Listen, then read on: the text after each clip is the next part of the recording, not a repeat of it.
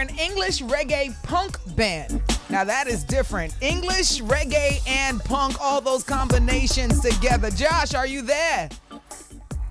Speaking, how you doing? Hi, Josh.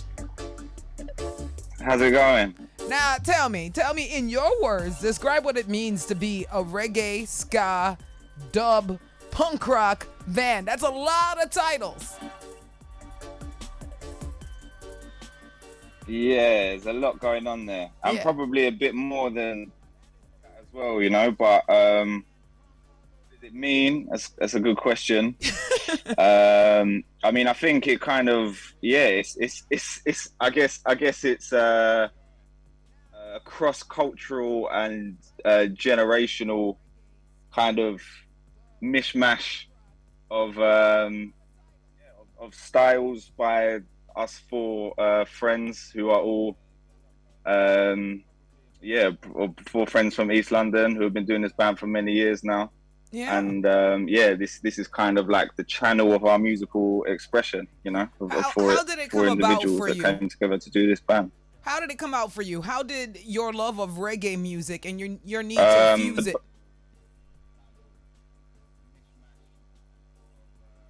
Did you hear me? I'm sorry. Well, my personal love of Yeah. reggae is pretty Sorry, it's not the best.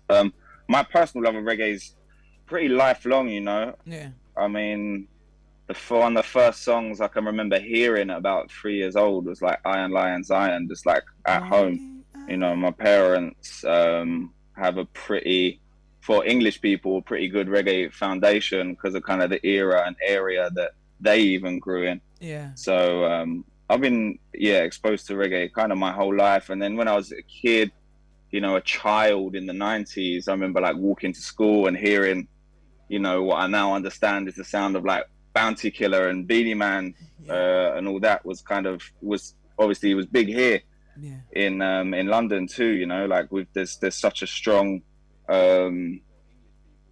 cultural connection between Jamaica and London specifically in the UK that I was kind of, well, I guess, everyone in my band, we were definitely breathing in the secondhand smoke of that, if you like, kind of growing up and you know, and then when you're a kid and you're into music and you want to play music for yourself, it's, you know, these are the kind of flavors that are so influential. And how could we not be influenced by what I believe is like the most powerful force on this planet, which is reggae music. Yeah, you're not going to get an argument from me on that part. For me, it definitely is one of the most powerful voices and forces that are out there for sure. But, I mean, coming from UK and talking to Jamaica right now, how would you translate to many Jamaicans who are listening right now the fact that reggae music has expanded so widely and vastly, not just to only Jamaicans, but Californians, UK, you know, everybody has a reggae band. Japan, any pocket of the world, Israel. We talked to a band in Israel. How would you translate this growing trend of non-Jamaicans creating reggae bands? Yeah, I mean, it's really interesting. You know, we've been doing this band for a long time, since we were teenagers, and in our neighborhood, or at least of our age group, at the time, we definitely. There wasn't a big thing for it in the UK band-wise at that time. Obviously, we've always had like a really strong like sound system scene, you know, and that is like the kind of the real heritage of reggae music in this country is sound systems. Sound systems. But but in terms of live bands, I guess, you know, we've had some really big exports like Aswad and Steel Pulse and UB40 and stuff like that over the years, but really it wasn't until we started playing outside of the UK and playing in Europe and the US and kind of all these places you're saying that we kind of start to see this global network of non-Jamaican bands playing reggae.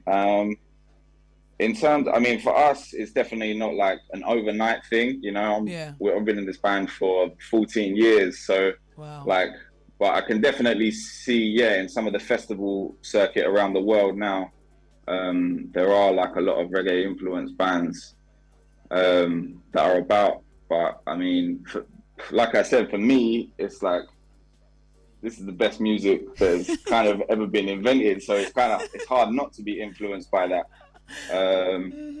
But I couldn't tell you. I personally couldn't tell you like why there's there's bands in Berlin and Paris and Tokyo and California. Yep. All about for me, it's I'm guessing everybody just caught the same bug that I have and we have and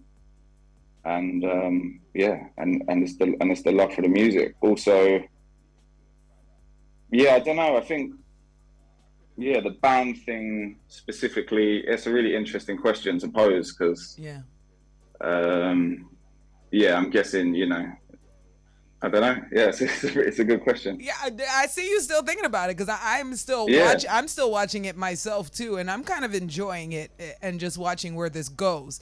And I like the collaborations that are happening between these different bands and these different voices for sure. And I got a couple of files from you. Now they all say the Skints and they all say Swimming Lessons, but one has Jesse Royal, one has Ronkus, one has Protege. So I'm confused. Is this a rhythm? Or are they separate singles on an album called Swimming Lessons? Oh yeah, these Swimming Lessons is our last studio album that we put out just for the pandemic.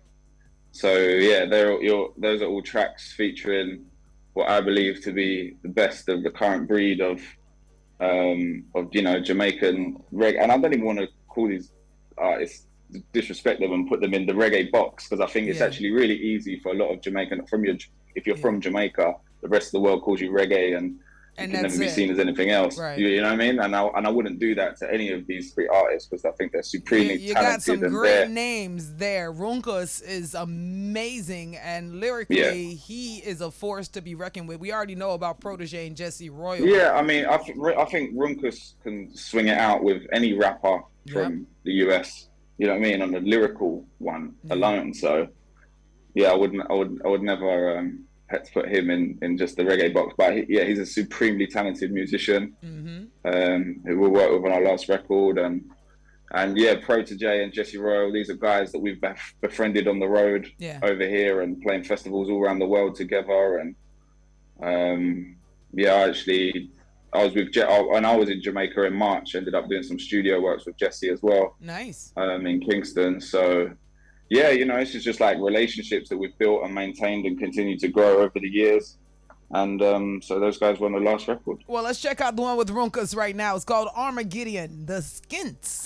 Like I said, straight out of the UK, we have the Skints on the line. What is the name derived from? That name, Skints. Oh, the Skints? Okay, so Skint. Actually, the name doesn't make any sense. Okay. But technically, it doesn't make sense because skint is like British slang for if like you got no money in your pocket. Oh. So, but you would say like, I am skint, he is skint, she is skint. But the skints as a plural word doesn't actually mean anything. It's a bunch of broke like people. Cool name for a band. You made yourself but you're not broke. Well, I mean, sometimes it feels like a curse, but we move on. We move, always chasing the dream. Yeah, well, you got to chase it. I think at the end of the day, if you love what you do, you will reap the reward however it's supposed to come as long as you put your heart into it. You know what I mean? Yeah, I mean, and don't get me wrong, like, we've been fortunate enough to travel the world playing music with like our friends. Like that's the most absolute and selling merch, I'm sure. Where's the Skints merch? We just got back from a tour in the US across June and September. Yeah.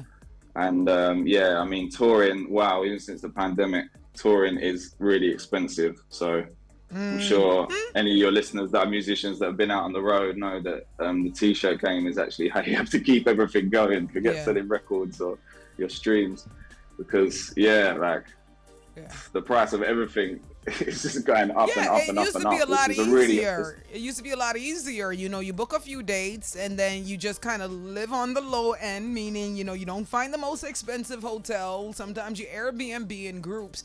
But even the Airbnb has become more expensive than hotels lately. Food Yeah, prices yeah. have gone up. Gas, if you're doing it where you're traveling around, all of those have gone up. And I guess that's why a lot of bands really rely not just on the sales, but the merch sales to continually. For sure. Yeah. I mean, when we first started, you know, when we were like 18, 19, 20 years old going out on the road, we were sleeping on people's floors. We were Yeah. on stage asking people, can we sleep on your floor tonight? And there's Look at 50 that. people at the show and you're hoping someone says yeah. Yeah.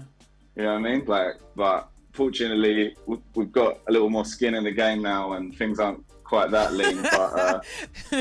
But you know, it can be rough out there when you're on tour, for sure. I love that. I'm sorry, because that's what makes the story so much better, and that's how you know who really wanted it from who didn't really want it. If you're So, not 100%. That's what hey, look, when I wanted to break in New York, I don't even want to break down half of what I had to sleep on before I got it more stable. You know what I mean? Even when I came to Jamaica, like, people have no idea, but if you love what you do, that's what you do. Totally. And I think as well, especially in music, like, Yeah. you know, people really like the idea of it. Yeah.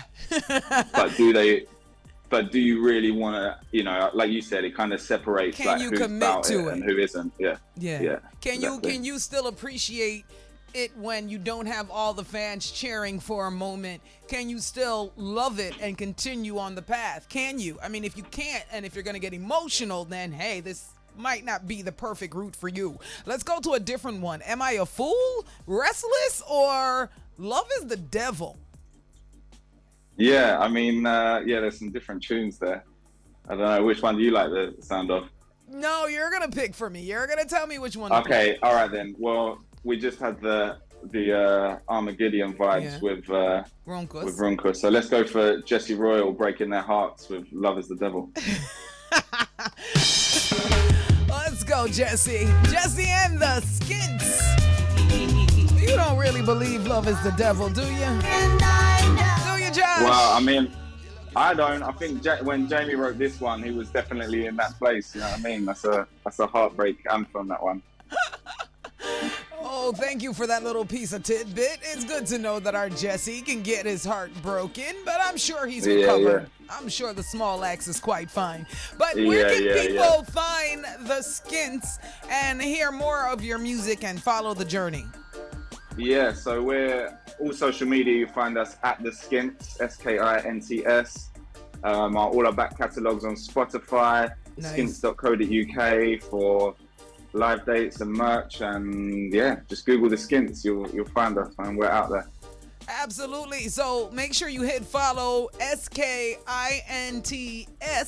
The Skints is the name. I'm pronouncing it right? Skints. Yes, the Skints. Yeah. All right, we're gonna take it away with this song right here. Thank you so much for joining us on the crossover, hey, thanks. Josh. Hey, big up all the listeners as well, and keep doing your thing with this show. It's really awesome what you guys are doing. So thank you, and I hope you keep sharing the link with your friends and letting them know when to check out Nikki Z on their radio. 100%. Big up, Nikki. Yeah. All right, let's go. It's Restless, the Skints and Protege.